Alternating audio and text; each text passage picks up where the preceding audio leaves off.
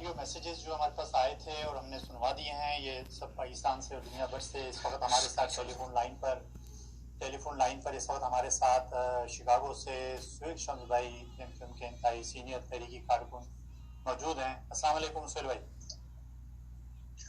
جی وعلیکم السلام ورحمۃ اللہ وبرکاتہ۔ سہیل بھائی جی کیا کہنا چاہیں گے؟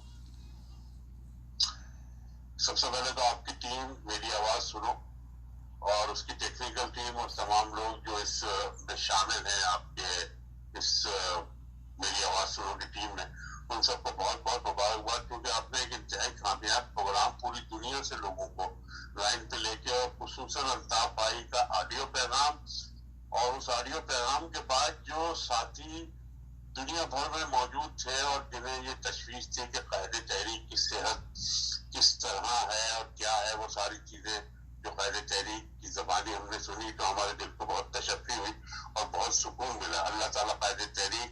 محترم الطاف حسین بھائی کو اپنی حفظ و امان میں رکھے، ان کو شفاء کاملہ عطا فرمائے، اور قائد تحریک بیسیکلی اللہ میاں نے ان کو بھیجا ہے کسی مقصد کے لیے،